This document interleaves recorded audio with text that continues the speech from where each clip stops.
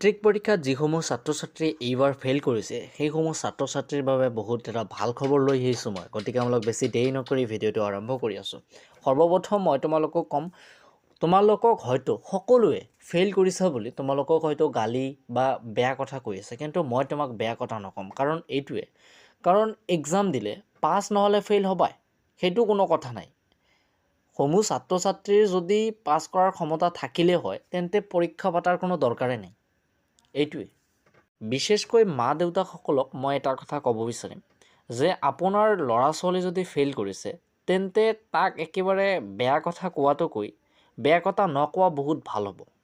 কাৰণ আনৰ কথা লৈ যদি আপোনাৰ ল'ৰা বা ছোৱালীজনে কিবা এটা বেয়া কথা কয়, কিন্তু তাৰ প্ৰভাৱটো সেই আনজনৰ নপৰিব, তোমাৰে পৰিব, আপোনাৰে পৰিব। সেইকাৰণে ল'ৰা বা ছোৱালীজনক ওচৰত মাতি আনি কওক যে এইবাৰ পাছ নকৰিলে পিছৰবাৰ একেবাৰে ফালি দিবি ৰিজাল্ট। এনেকৈ যদি কোৱা, মই 100% গেৰাণ্টি দিম সেইজন ল'ৰা বা ছোৱালীৰ যি ৰিজাল্ট হ'ব সেইটো কোনোজন মানুহে কল্পনা কৰিব নোৱাৰিব। কাৰণ তেওঁৰ মানসিক শক্তি আৰু কনফিডেঞ্চ যেতিয়া আহিব তেতিয়াহে তেওঁৰ ৰিজাল্টটো ভাল হ'ব। গতিকে এইবোৰ কথা বাদ দিয়া, মই তোমালোকৰ কাৰণে যি ভাল খবৰটো লৈ আহিছোঁ সেই ভাল খবৰটো হ'ব লাগিছে, যিসমূহ ছাত্ৰ ছাত্ৰীয়ে ফেইল কৰিছে সেইসমূহ ছাত্ৰ ছাত্ৰী কিন্তু এইবাৰ কমফালমেণ্ট দিব পাৰোঁ। আৰু কমফালমেণ্টৰ 117 মাৰ্ক লাগিব। 17 নহয়, মানে 170 মাৰ্ক। আৰু মিনিমাম তিনিটা ছাবজেক্টত ফেইল কৰিলেহে কমফালমেণ্ট দিব পাৰিব। গতিকে যিসমূহ ছাত্ৰ ছাত্ৰীৰ অসমীয়া গৈছে, ইংৰাজী গৈছে, ছ'চিয়েল ছায়েন্স গৈছে আৰু ছায়েন্স গৈছে, মই ছায়েন্সৰ MCQখিনি তোমালোকক দিব পাৰিম। এছামিছ, ইংলিছ, ছ'চিয়েল ছায়েন্স এণ্ড MCQৰ ছায়েন্সৰ MCQখিনি, এই তিনিটা ছাবজেক্ট যদি তোমালোকক লাগে তেন্তে মোৰ কণ্টেক্ট নম্বৰ আছে, তোমালোকে অন দ্য স্ক্ৰীনত দেখা আৰু কমেণ্ট বক্সতো মই মোৰ কণ্টেক্ট নম্বৰটো দি ৰাখিম। তোমালোকে মোৰ লগত যোগাযোগ কৰক। আৰু প্ৰাইচটো মই তোমালোকক কৈয়ে দিছোঁ, ভিডিঅ'ৰ থাম্বনেইলটোতে গম পাইছা তোমালোকে, প্ৰাইচটো 500। এইটো লৈ এতিয়া ধৰা কোনোবা ছাত্ৰ ছাত্ৰীয়ে ল'লে এই তিনিটা ছাবজেক্টৰ, ঠিক আছে, এতিয়া লোৱাৰ পিছত তেওঁ কমফালমেণ্টতো পাছ কৰিব নোৱাৰিলে। এতিয়া যদি কমফালমেণ্টত পাছ কৰিব নোৱাৰে, এই যে যিটো মই তোমালোকক নোট দিম, এই নোট লৈ যদি তোমালোকে নেক্সট বাৰ অৰ্থাৎ 2026ত যদি মেট্ৰিক পৰীক্ষা দিয়া তেন্তে তথাপিও তোমাৰ ৰিজাল্টটো ভাল হ'ব। কাৰণ মেট্ৰিক পৰীক্ষাত আহিবলগীয়া যিমানবোৰ প্ৰশ্ন আছে সিমান প্ৰশ্নবোৰে মোৰ নোটত আছে, ঠিক আছে। গতিকে তোমালোকে যদি ইচ্ছুক যে মই কমফালমেণ্ট দিম আৰু কমফালমেণ্টত মোৰ ৰিজাল্টটো ভাল কৰিব লাগে তেন্তে মোৰ লগত কণ্টেক্ট কৰিবা, ঠিক আছে। ডিছক্ৰিপশ্যন বক্সত মোৰ নম্বৰটো দি আছে। আৰু মই তোমালোকৰ লগত এটা কথা আলোচনা কৰিম, তোমালোকক হয়তো বহুতে বেয়া কথা কৈছে ফেইল কৰিছা বুলি। এই যে বেয়া কথা কয়, এই বেয়া কথা কোৱাটো একচুৱেলি বেয়া হেবিট, বহুত বেড হেবিট। মই চয়েঞ্চ নকৰোঁ। তাৰ কাৰণটো এইটোৱে, পৰীক্ষা যেনেকুৱা বিজনেছ কৰিলে লাভ নহ'লে লোকচান হ'বই, হয় প্ৰফিট হ'ব নহ'লে লছ হ'ব।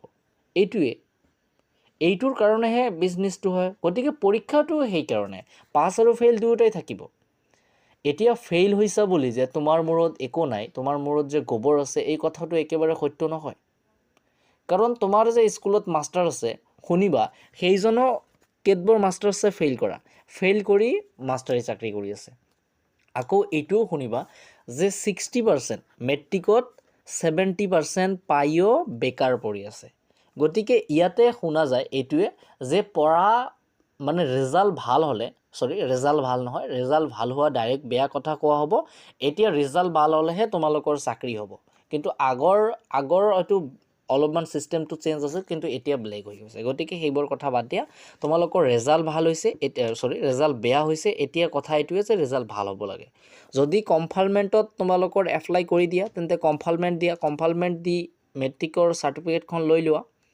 এতিয়া কমফালমেণ্ট দিয়াৰ পিছত যে মেট্ৰিকৰ কোনো ভেলু নাথাকিব এইটো কথা নহয়, মেট্ৰিকৰ ভেলু এনেও নাই। শিক্ষামন্ত্ৰী নিজেই কৈছে যে মেট্ৰিকৰ ভেলু নাই, বৰ্তমান হায়াৰ ছেকেণ্ডেৰীৰ ভেলু আছে। গতিকে তুমি যদি তিনিটা ছাবজেক্টত ফেইল কৰিছা বা এটা বা দুটা, আৰু অসমীয়া, ইংৰাজী, ছ'চিয়েল ছায়েন্স আৰু ছায়েন্সৰ MCQখিনিত যদি ফেইল কৰিছা তেন্তে মোৰ পৰা নোটখিনি লোৱা, নোটখিনি লৈ পৰীক্ষা দিয়া, 100% গেৰাণ্টি দিম তুমি পাছ কৰিবা।